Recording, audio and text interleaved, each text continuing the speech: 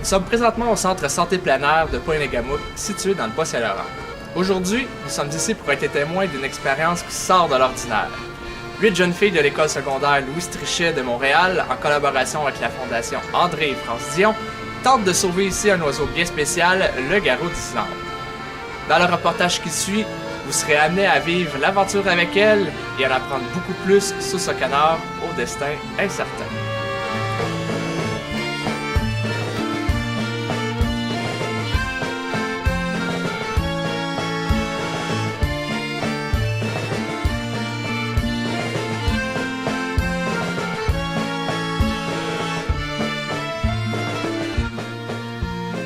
Au Québec, parmi les 443 espèces d'oiseaux répertoriées jusqu'à maintenant, 278 sont nicheuses, c'est-à-dire qu'elles mettront au monde leurs petits ici, sur nos territoires.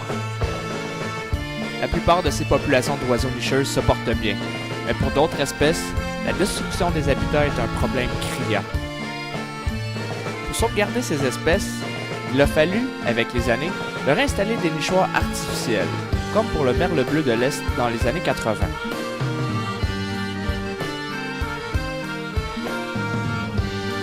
Un autre oiseau a malheureusement besoin aujourd'hui d'un nichoir artificiel pour l'aider à survivre, le garrot d'Islande. Selon André Dion, la population du garrot d'Islande est menacée plus que jamais. Sa situation s'est tellement détériorée qu'il est déjà considéré comme une espèce en péril. La grande raison de tout ça, c'est le progrès qui a amené la déforestation. On a fait partir les grands arbres. On devait respecter des limites d'un territoire autour des plans d'eau. Ça n'a pas toujours été respecté. Alors, si on ne lui apporte pas un support technique, un support artificiel, comme lui bâtir des maisons, on va perdre une autre espèce d'oiseau. Selon des données récentes, la population du garrot d'Islande située dans l'est de l'Amérique du Nord se chiffre à environ 6800 individus, dont la majorité passent leur vie au Québec. Durant l'hiver, ces oiseaux se regroupent dans l'estuaire et le golfe du Saint-Laurent, surtout près des côtes. Lorsque l'été arrive, les garrots d'Islande entrent dans les terres situées au nord du Saint-Laurent pour aller y nicher. Mais pourrait-il y avoir des garrots d'Islande nichant au sud du Saint-Laurent, comme à Pointe-Négamouk? On n'a jamais eu de preuves tangibles où le garrot d'Islande avait été noté nicheur sur la côte sud du Saint-Laurent. Ils nichent tous sur la côte nord. On a des présomptions qu'il peut nicher dans les cyclones.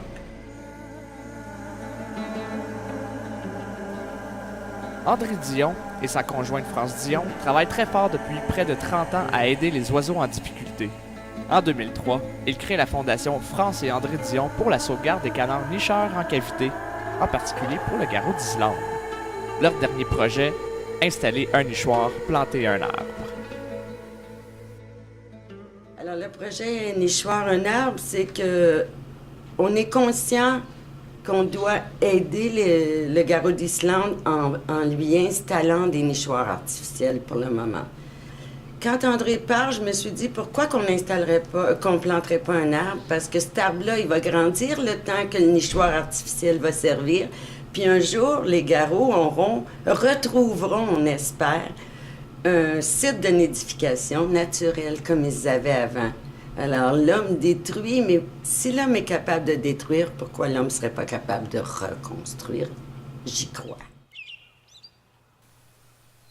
Derrière le projet Un nichoir, un arbre, se trouve également une volonté de sensibiliser le public, surtout les jeunes. Alors, c'est très important de conscientiser les jeunes et de les amener à vouloir s'impliquer dans notre projet. Parce que notre objectif est de 500 nichoirs. À nous, l'objectif pour nous.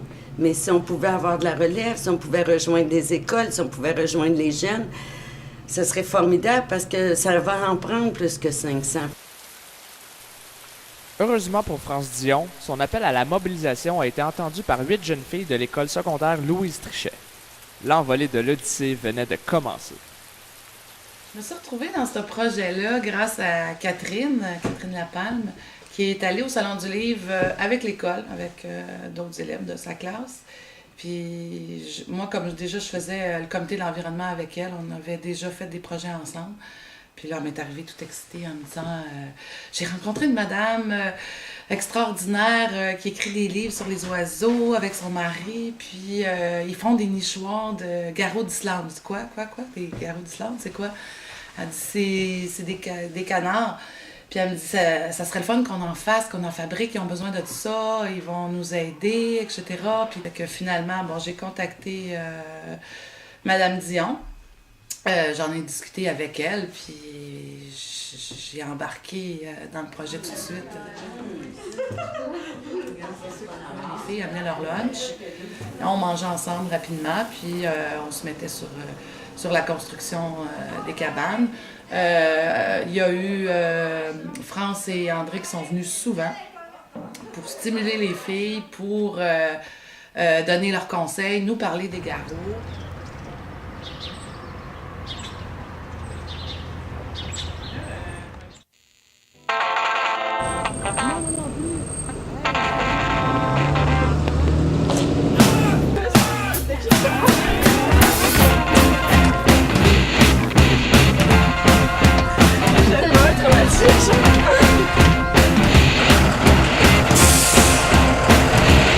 J'avais des mouches sur mon sein, quelques cartouches dans les mains, je t'attendais à la lanterne. Je marchais dans les murs et dans les caniveaux, j'ai vu des baisers rouler comme des nues, et puis ton visage séduit, oh oh. Et ta lumière trichotante dans mes veines et dans le palilo, je t'attendais, toi tu te tarentule lumière. Putain, tu t'enfermes dans tes grands châteaux de fer, et moi je me vois poussière. Et je croise sous tous les planches du monde ta petite trace immonde qui m'enlace et qui me traîne pour ces vergers et ces plaines gorgées de fruits et de sève, rouge parfum sur tes lèvres. Poinégamo.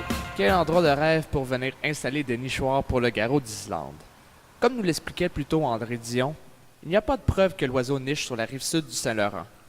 La pose des nichoirs par les filles de l'école Louise Trichet est donc un test, à savoir si les oiseaux pourraient éventuellement utiliser les deux rives du Saint-Laurent durant la saison de reproduction. Je vais demander à Patrice si on peut la Mais dis-moi, qu'est-ce qu'on apporte là-dedans? OK. Ça, au complet ou... Après le chant des oiseaux, les filles se préparent à partir. On amène les outils, l'arbre à planter et on donne la touche finale à nos nichoirs. Je vais enlever la vis au moins. Là. Puis, question comme ça, si on aurait mis des vis dedans, là, vous pensez pas que les oiseaux ils seraient fait mal avec une vis dedans? Rejoignons Jason qui nous explique la mission d'aujourd'hui. Et puis, il y a un petit lac qui s'appelle le lac Morrison qui est juste là. C'est là qu'on va aller. Un petit lac tranquille, pas trop de poissons, pas trop fréquenté. Et puis, vous allez voir, c'est... Moi, si j'étais une garotte d'Islande, là, c'est là que je ferais mon nid. Fait que c'est là qu'on va mettre vos châteaux. OK, le premier, formel. Jacinthe t'appelle. C'est quoi notre poisson? Allez, c'est toi qui accompagne Jacinthe en avant, là. OK. Si, Jacinthe. Une fois rendu au lac Morrison, l'expédition compte une bonne trentaine de personnes, tous venus observer l'exploit des 8 filles et de leurs professeurs. Regarde-le à peu près, là, tu mettras ton pouce, au pire, là, regarde, prends ton doigt. Afin d'installer le premier des 10 nichoirs, l'équipe doit d'abord mettre le dispositif anti-prédateur sous le nichoir. Ensuite, planter le poteau sur lequel viendra se poser le nichoir pour le garrot d'Islande. Voyons voir comment les filles se débrouillent dans cette aventure. Là, ta gagne avec la pause. Ça, c'est canard. Ça, c'est du garrot. 2 pouces écart. On continue. On continue.